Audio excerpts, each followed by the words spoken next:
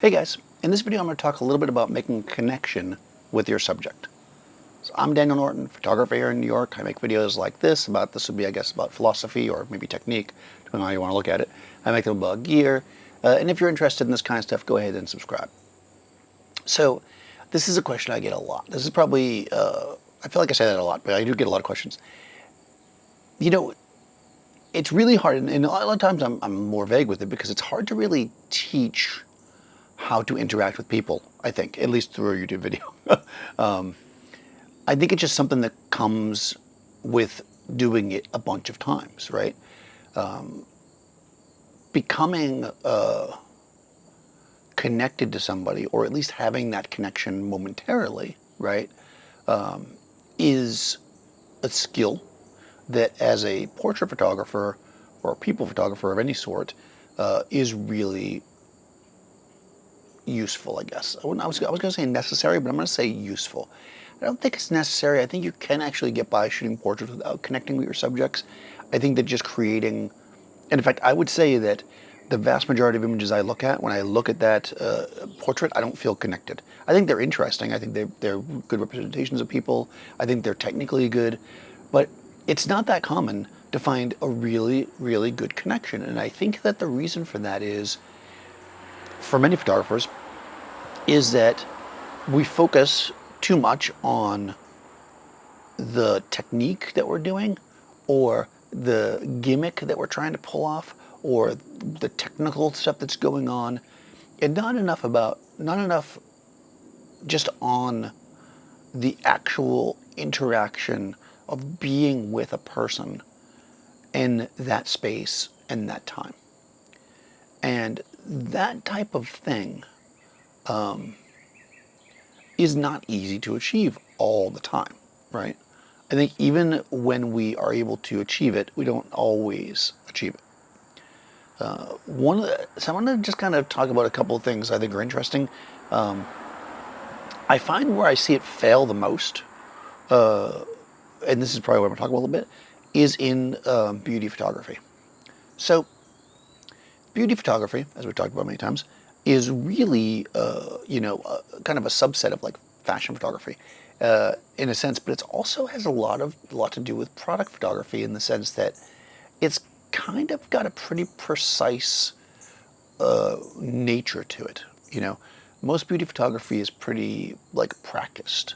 It's not the kind of thing that you just run out and do. You can do really raw fashion or portraiture where you could like literally, snapshot style and stuff like that. There's no snapshot beauty. Beauty is beauty, and it generally, just to make a kind of a just definition, I guess. We're talking about selling the basically the skin tone, the clean skin, the fresh face, I guess hair on some level. This is what the beauty photography is about. You can do beauty type portraits, so where you're shooting like with a beauty style, but it's a portrait. But beauty photography, so like you see these things, right? And I think this is part of the problem. You see these like really crazy elaborate makeup jobs, and first of all, in order for the model to sit through that and still not like want to kill somebody, I don't even understand. Like, they sit there and the makeup artists take a long time putting very precise makeup. They can't move at all. And then you've got this person on your set, and you've got to get this really precise shot where the lighting's very kind of, and to actually get an image that the subject feels like it's connecting with the viewer, or they're connecting with the viewer, I guess, is not the easiest thing in the world. And what we need to understand is that models are people, or your subject are people, and that anybody that's in the situation where they're just like stuck, like looking at something or staring at something and not being able to move, is not going to be able to emote as readily as they would otherwise. So I guess these are going to be tips for that. I mean, that was kind of a long roundabout way to talk about that. Here's the thing. This is where having a good, strong team is important, because your makeup artist and hairstylist are going to be spending a good amount of time on top of that model, doing their makeup, talking to them, doing their thing, away from you usually, right? So what ends up happening is, if you haven't already established some kind of connection with the model, then when they finally get on set and you have to work quickly because the makeup's going to melt or whatever, you don't have any time, and they've already got this connection with the other people in the crew, but not you. So what you need to do, or what I recommend, I think is important for this, is that if you're going to be doing beauty like that, especially with really elaborate makeup, that you make sure that you have some time to connect with and talk to the model ahead of time. A lot of times what I will do, if I know I'm going to do a shot like that, I don't usually do really super heavy makeup shots anymore, but when I used to do that, I would always have the model show up ahead of time, before anybody else. And I would shoot that model barefaced by myself. Like, literally, sometimes just natural light, but just get them in the studio and get comfortable with them. Get a little bit of like a feel. And this is assuming that you haven't really worked with the model a lot. If it's a regular model you work with all the time, it might not be a big deal. Get that model feeling comfortable, right? Get them in the groove. You've already got some good shots, right? You're already kind of connecting with them. Then when people arrive and they step away from you for an hour to get their makeup done, when they come back, they still have that kind of thing, right? That connection. You've already made that connection. You've already got those good shots. Plus, you've already worked through kind of what I find to be some of the more complicated stuff when photographing a person, which is figuring out what angles really work the best for them. Everybody's a little bit different, So no matter what posing guides you're going to buy or watch online or whatever, everybody's different. You can use that as a starting point, but you're always going to want to work with the person to figure out what looks best. If somebody sits down in front of my camera before anybody gets there and I work with them on nice clean lighting and I notice something, like let's say the ultimate final shot's going to be a close-up shot of their one eye with the makeup, and I can kind of, I can get a feeling which eye is stronger.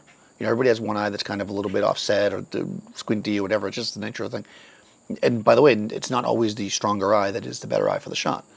You can get a feel for them, for their face, before you even, move forward into the makeup, and you can transfer that information to the makeup artist. You can show the makeup artist these raw shots when they show up and be like, this is what we did. Look here, see this angle on our face? This is what I kind of want to do. So when you do the makeup, know this is going to be what we're doing. This allows the makeup artist to work with what you've done. It establishes you as being in charge in a sense. I mean, not that I like to, but it gives you that authority, right? Imagine that scenario. So here's the scenario I'm proposing. I'm going to shoot it at, let's say, everybody's arriving at 11 o'clock. I'll tell my model to come at 10. I'll get there at like 9. Let's put up some basic lights maybe, or have my assistants come too. Put up some basic stuff to help me if it's a bigger shoot. And maybe even send them away, right? Model arrives, or maybe the assistant's there, it doesn't matter. Interact with them, talk, laugh, get comfortable. Where are you from? Oh, cool. What are we going to do today? Talk about some of the ideas. Sit them down in front of the camera. Scrubbed face. Pull your hair back. Let's just shoot something. We shoot something. They're feeling good about it. They've got a nice scrubbed shot. Models always need that scrubbed face shot. They always need that, especially if they're beauty models. They've got that scrubbed face shot. You've got this connection. People show up. Now everybody's coming into your studio with people and they are coming in, right? It's not the other way around, which is you're in the studio, model walks in, oh, hey, how are you? Immediately into the makeup area for an hour and a half. Then they come out and you're just like, oh, hey, hi. Oh, you're from where? You've already broke that wall, right? You've already established a bit of a connection. So I guess I'm cheating a little bit here when I say this, but that's the thing, right? The cheat code, as people call it, right, is to try to establish the connection with the beauty model before they start laying on the makeup and stuff. If that's not possible, then you just need to do your best to be as friendly as possible and upfront, and try to also do as many test shots as you can with like stand-ins so that they're as comfortable as possible and you can get right to it. But if you have the time, and this is always a situation, it's always a good idea to break people in a sense and do something like that. It also helps loosen you up as well. If we're talking about standard portraits and people aren't going to hang around, I'll talk about more of that in maybe another video if you guys are interested in that kind of stuff, because that's another kind of interesting thing. I do think that, like I said before, explaining to people how to be comfortable with people or get people comfortable is a little bit weird. And I can tell you that, like, I've read books on it and stuff because everybody does that when they're younger. And when people do to me what I see they talk about in these books, I'm always immediately turned off from it. Maybe it's because I know. I mean, I don't know. Because it's not genuine, right? So if I tell you to say this to people, say their name 4 times in the first minute, that's just, I mean, it works in the boardroom. It doesn't work. Being a photographer and photographing people is kind of an intimate connection.